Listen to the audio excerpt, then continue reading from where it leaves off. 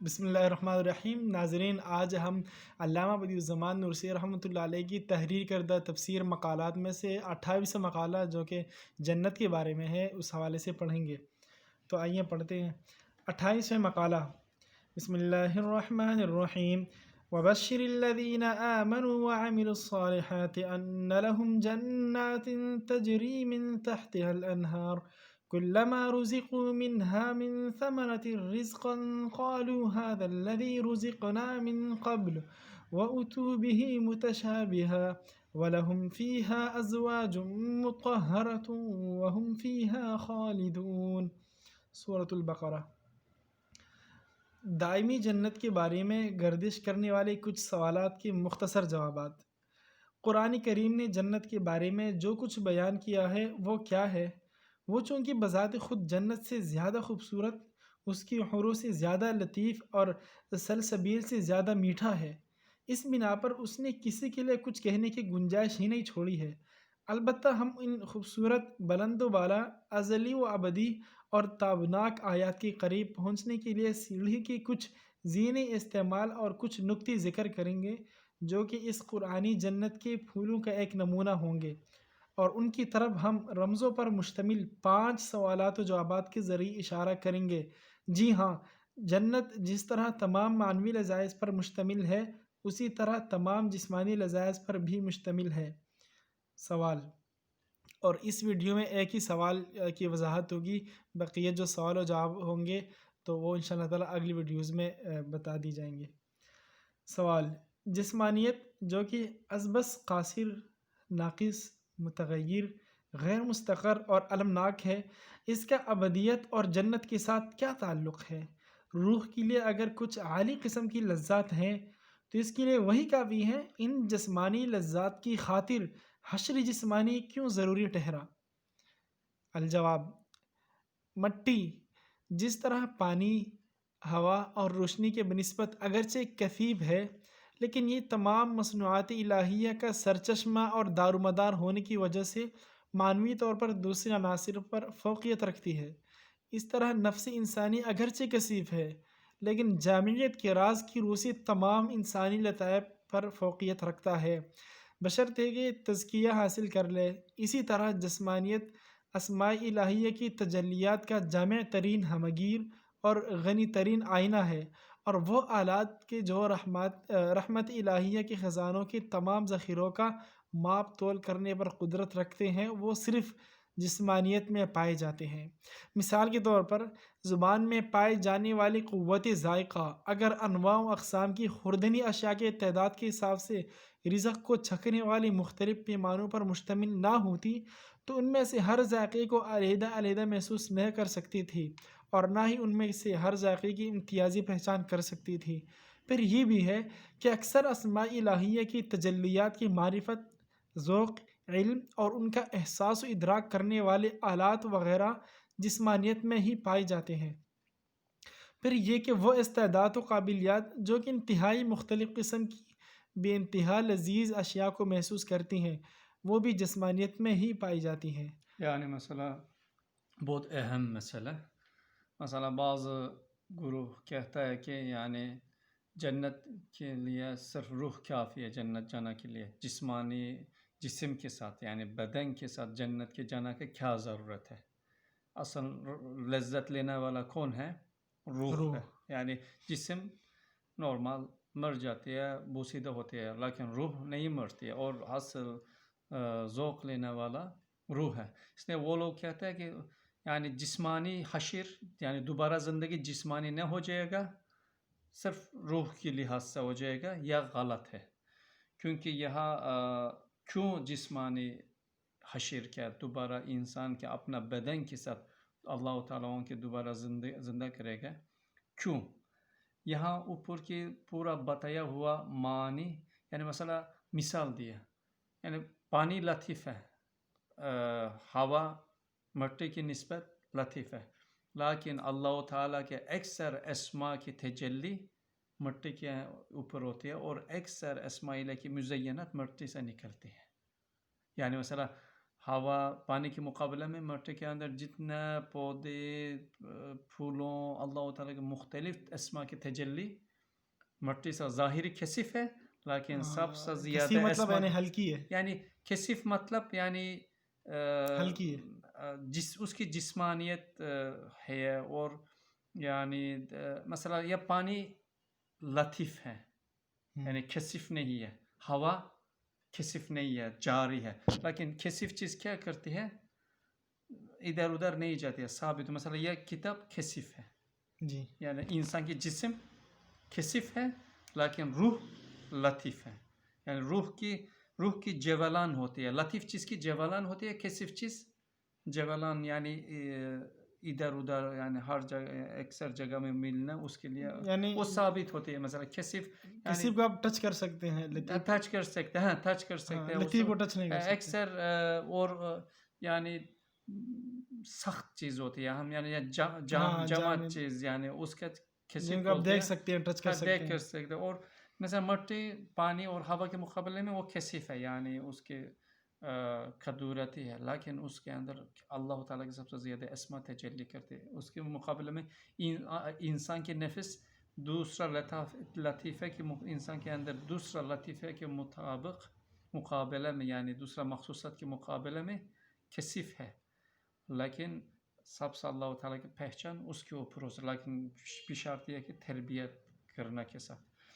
اسی طرح روح صحیح حقیقی ذوق روح لیتی ہے، حقیقی لطف روح اٹھاتی ہے، لیکن روح کے لیے بھی ایک واسطہ چاہیے حقیقی طرح ذوق اٹھانے کے لیے.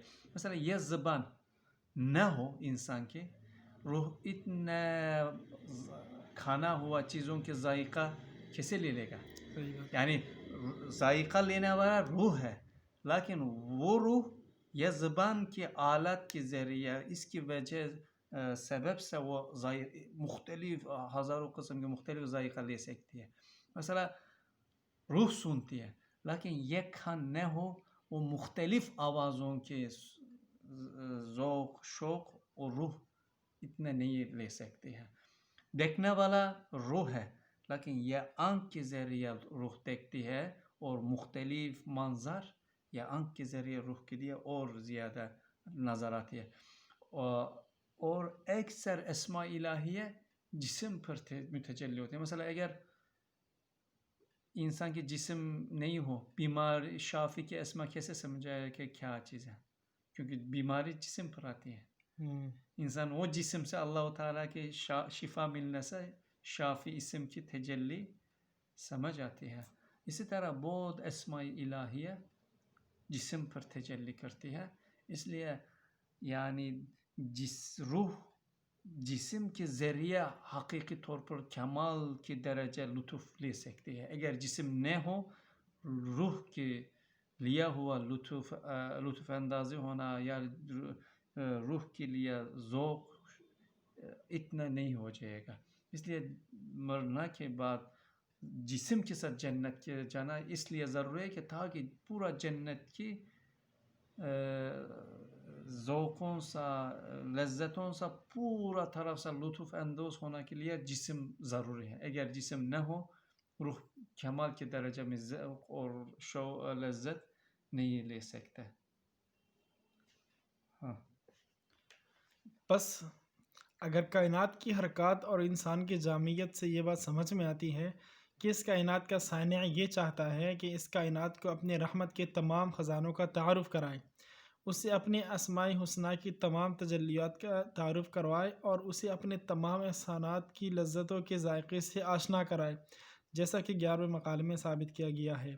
تو پھر اس بات میں کوئی شک نہیں رہ جاتا کہ وہ دار سعادت جو کہ کائنات کی اس سیل رواں یعنی طوفان کا حوض اکبر ہے، جو کائنات کے اس کارخانے کی ان محصولات کی سب سے بڑی نمائش گاہ ہے جو کائنات کے اس کارخانے سے تیار ہو کر نکلتی ہیں، اور اس دنیا کی کھیتی کا ابدی گودام ہے، وہ دار سعادت کسی حد تک اس کائنات کے ساتھ مشابہت رکھتا ہے، اور اس کی تمام جسمانی اور روحانی بنیادوں کا نگہبان ہے.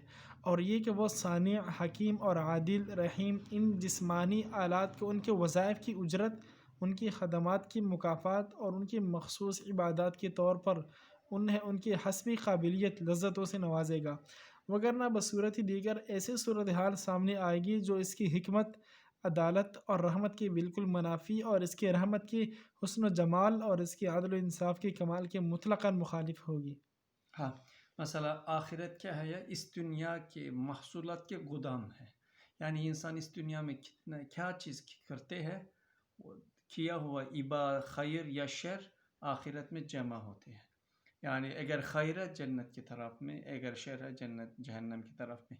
یا ایک سیل کی حوض ہے، طوفان یعنی سیل سے مطلب کیا؟ طوفان کے مطلب میں سے بالکل نہیں. مثلا ایک پانی جاتے ہیں، وہ پانی کے اندر وہ مختلف چیزوں کے لے کر اپنا ساتھ جاتے ہیں اور آخر میں ایک سمندر پہنچا دیتی ہے. اس لیے اس دنیا میں کہ ہر چیز یعنی ایسے طرح سوچو کہ انسان کے عمل لے کر جانا والا ایک سیل ہے کہ وہ ہمارا عمل لے کر جاتی ہے. اگر خیر ہمارا جنت کی طرف پہنچا دیتی ہے، جنت کے سمندر میں. اگر شر ہے جہنم کے سمندر میں پہنچا دیتی ہے. اس طرح ایک بھی یہ ہے کہ کیوں آخرت میں جسمانی انسان جسم کے ساتھ بدن کے ساتھ آخرت میں جانا چاہیے. اللہ تعالیٰ کے دو اسم ہیں، عادل اور حکیم. عادل کے مطلب کیا ہے؟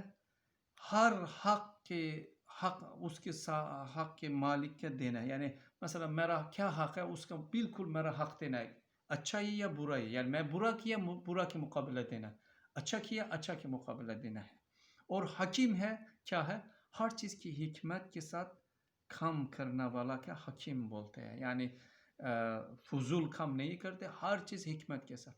اگر اللہ تعالیٰ عادل ہے، میں اس دنیا میں اس جسم کے ساتھ اللہ تعالیٰ کی عبادت کیا، اس عقل کے ساتھ اللہ تعالیٰ کے پہچانا، اس آنکھوں کے ساتھ روح کے لیے ایک کھڑکی بنایا، روح اس آنکھوں کے ساتھ اللہ تعالیٰ کے منظر دیکھا، اس کانوں کے ساتھ اللہ تعالیٰ کی قرآن اور بات سنا، اس زبان کے ساتھ اللہ تعالیٰ کی تسبیح کیا، قرآن تلاوت کیا، اور اللہ تعالیٰ کی کائنات میں رکھا ہوا لذتوں اللہ کے پہچان کے لیے چھک کر کے اللہ تعالیٰ کے اسما پہچان لیا.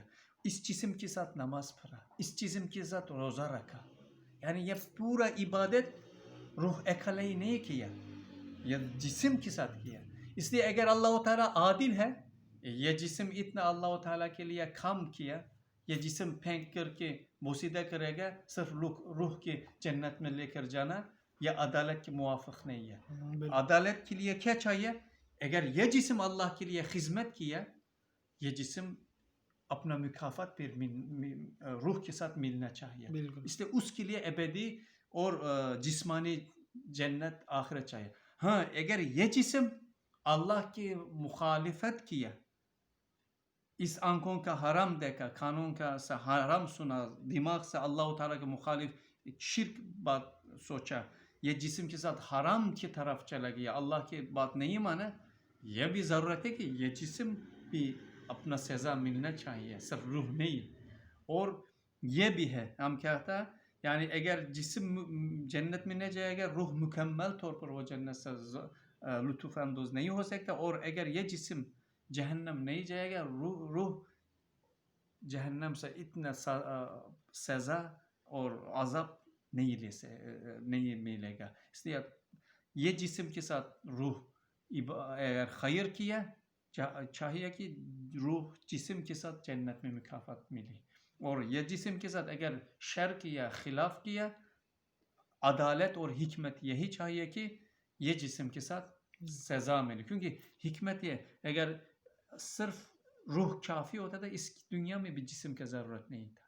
اگر اللہ تعالیٰ روح کی جسم کے ساتھ ملا کر کے پورا اپنا تعارف کرواتے ہیں، اپنا رزقوں دیا ہوا رزق کے ساتھ، دیا ہوا نعمتوں کے ساتھ، یہ ضرور ہے کہ یہ جسم آخرت میں بھی جاری رہے گا، اور اللہ تعالیٰ کے اسما آخرت میں اس کے پر متجلی ہو جائے گا، اور اللہ کے پہچان، اللہ کے عبودیت یا کیا ہوا عبودیت کے مکافات آخرت میں جسم بھی ملنا چاہیے. اس لیے جسمانی آخرت ضروری ہے. یعنی جنت کو روح ایک اللہ نہیں جسم کے ساتھ جانا میں عین حکمت ہے اور عین عدالت ہے. اگر نہیں ہے حکمت اور عدالت کا مخالف ہو جائے گا. 28 مقالے میں تقریباً 4 سوالات اور ہیں جو انشاءاللہ اگلی ویڈیوز میں ذکر کی جائیں گی. اگر آپ کے بھی اپنے پاس کوئی سوال ہے تو آپ کمنٹ کریں، انشاءاللہ تعالی اس کے بھی آپ کو جواب مل جائے گا. اب تک اگلی ویڈیوز تک کے لیے ہمیں دے دیجیے اجازت. اللہ حافظ.